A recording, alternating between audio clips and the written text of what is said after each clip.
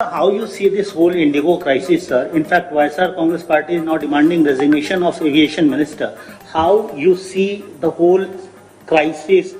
One airline kind of blackmailing government as well as passengers are being hassled because of whole mismanagement. And meanwhile, politics has also started.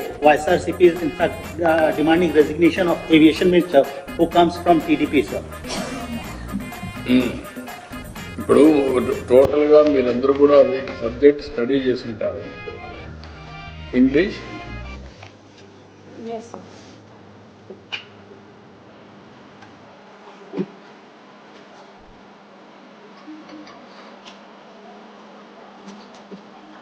రావట్లేదే.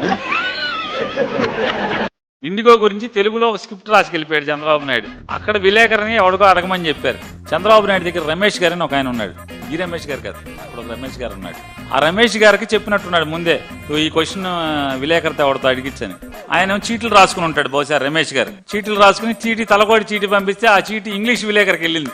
దరిద్రం చూడండి, చంద్రబాబు నాయుడు దరిద్రం. English విలేకరికి వెళ్ళినట్టుంది. అతను ఆ question మొత్తం IndiGo మీద ఇంగ్లీష్లో అడిగేశాడు. అడగగానే ఈయనకేమో మొత్తం తెలుగులో ఉంది ఇక్కడ స్క్రిప్ట్ అంతా. తెలుగులో మొదలు పెట్టాడు చూసి. ఆడు ఇంకా తొంటలాగున్నాడు ఇంగ్లీష్ విలేకరి. లేచి ఇంగ్లీష్ సార్ ఇంగ్లీష్ అన్నాడు.